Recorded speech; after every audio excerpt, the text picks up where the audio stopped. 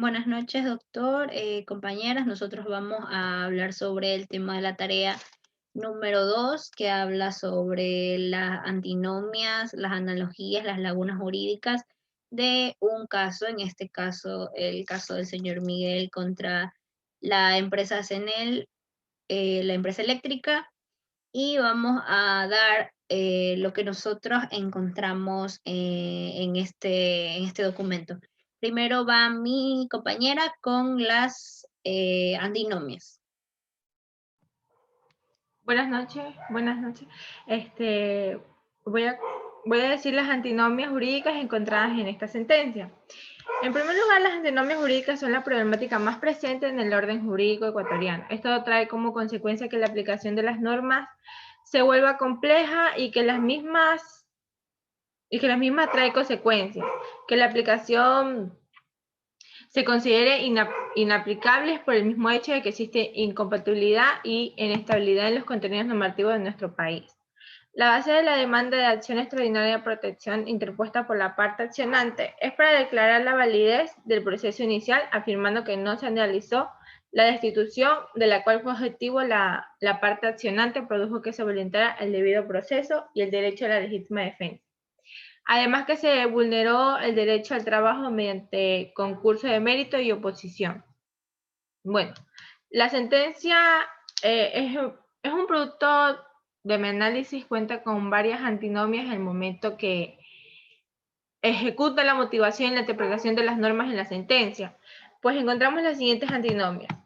Los jueces sustanciadores de la segunda sala de lo penal, colusorio y tránsito de la Corte Provincial de la Justicia del Guayas llegaron a la siguiente conclusión. No se evidencia que el accionante se encuentre en un estado de subordinación, indefensión o discriminación o que exista una violación a sus derechos constitucionales, ya que el cambio administrativo no menoscaba su derecho laboral de remuneración, estabilidad o nivel, mucho menos provocaba daño grave. Y todo esto está permitido dentro de la ley. Entonces, en conclusión, cuenta con una inconsistencia en el debido proceso, pues al principio de la motivación, contenido en el contenido en el artículo 76, numeral 7, literal 1 de la Constitución, dice que las resoluciones de los poderes públicos deberían ser motivadas. Y no habrá motivación si en la resolución no se anuncian las normas o principios jurídicos en que se funda y no explica la pertenencia de su aplicación a los antecedentes del hecho. Pues los actos administrativos, resoluciones o fallos no se encuentran debidamente motivados y se consideran nulos, ya que los servidores públicos responsables serán sancionados. El artículo que fue violentado sentencia es lo que presenta una evidente antinomia en la sentencia. La segunda antinomia es que los jueces de la segunda sala de lo penal colusorios y tránsito de la Corte Provincial de Justicia del Guayas, dentro de esta causa número 1303 de 2011, no permite que su sentencia sea inteligible y clara porque se observan que en ella no existe coherencia entre las premisas y la conclusión, que permite de manera asequible entender las razones de su decisión. Pues, en conclusión, un análisis dice que la sentencia también cuenta con una inconsistencia, pues se vulnera el requisito de comprensibilidad de la motivación que se encuentra desarrollada en el artículo 4, numeral 10 de la Ley Orgánica de Garantías Jurisdiccionales y Control Constitucional, bajo el nombre de comprensión efectiva, y se señala que con la finalidad de acercar la comprensión efectiva, da sus resoluciones a la ciudadanía, al juez, y deberá redactar su sentencia de forma clara, concreta, intangible, asequible y sintética, incluyendo las cuestiones de hecho y derechos planteadas al razonamiento seguido para tomar la decisión que adopte. Las siguientes antinomias la va a dar mi compañera Samantha Brito.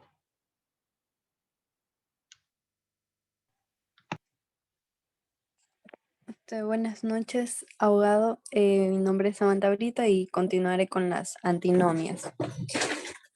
Se menciona en la segunda sala del Penal y Tránsito de la Corte Provincial del Guayas inadmitió una acción donde la arbitrariedad y el abuso del poder en la Comisión Nacional de Energía Eléctrica fue probado y, peor aún, lo ratificó, aun cuando se había dictado una sentencia de jurisdicción y competencia.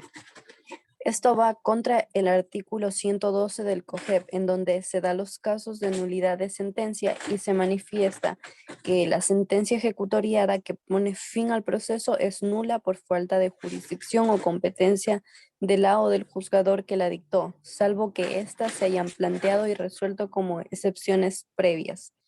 En la siguiente antinomia tenemos la segunda sala de lo penal, colusorios y tránsito de la Corte Provincial de Justicia de Guayas estableció que, en definitiva, nos enseña la doctrina que si las circunstancias de procedibilidad exigidas para la validez de un acto procesal no se cumplen todos y cada uno de estos presupuestos, requisitos y condiciones de procedibilidad, la acción propuesta o la demanda intentada deviene en inadmisible y sin eficacia jurídica. Bien, en esto dicho por los jueces de la segunda sala de lo penal, colusorios y tránsito de la Corte Provincial de Justicia del Guayas, también encontramos una inconsistencia con la norma, pues en la resolución de la Corte Constitucional número 102, publicada en el Registro Oficial Suplemento 152 de 27 de diciembre de 2013, se manifiesta que los requisitos establecidos en el artículo 40 de la Ley Orgánica de Garantías Jurisdiccionales y Control Constitucional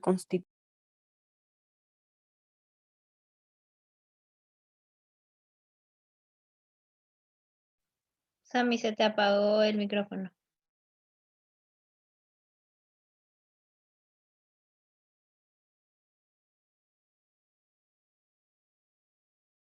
Constitución y la Ley Orgánica de Garantías Jurisdiccionales y Control Constitucional. En la siguiente antinomia está la sentencia de los jueces de la segunda sala de lo penal, colusorios y tránsito de la Corte Provincial de Justicia del Guayas vulneró el derecho al trabajo mediante concurso de mérito y oposición del accionante.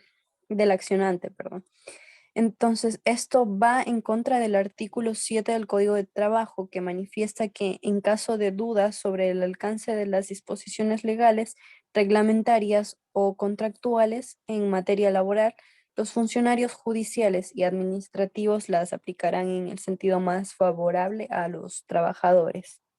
Gracias. A continuación, vamos a hablar sobre las analogías jurídicas. Algunas de las analogías jurídicas que se pudieron encontrar dentro de estas sentencias son las siguientes. Es obligación de todos los operadores de justicia aplicar las garantías básicas del debido proceso y específicamente tutelar el cumplimiento en diferentes actuaciones judiciales, ya que su desconocimiento acarrearía las vulneraciones de los derechos constitucionales. Es decir, si se cumplen las garantías básicas, se cumplen también las diferentes actuaciones judiciales. Y si no se cumple, entonces se vulneran los derechos constitucionales. Es muy interesante saber cómo estas tres líneas del texto, por medio de esta analogía, explican a la perfección la cadena de hechos que se pudiesen dar a cabo, que sería un derecho vulnerado. La siguiente es, el debido proceso es sin duda un pilar fundamental para la defensa de los derechos de las personas que intervienen dentro de un juicio, permitiendo la articulación de varios principios y garantías básicas que permiten la correcta administración de la justicia. Es decir, el debido proceso es igual a un pilar fundamental y este nos permite generar los principios y garantías básicas, que es igual a una correcta administración de justicia. La siguiente. La decisión razonable es aquella fundada en los principios constitucionales. La decisión lógica, por su lado, implica la incoherencia entre las premisas y la conclusión, así como entre esta y la decisión. Una decisión comprensible y por último se debe de gozar de claridad en el lenguaje. Es decir, que una decisión razonable es igual a principios constitucionales, como la decisión lógica es igual a coherencia, como la decisión comprensible es igual a una claridad de lenguaje. Las cosas que se tienen en común es que están relacionadas rápidamente por un común elemento que se integran a su categoría, con lo que la convierten en una buena analogía. Eso sería todo.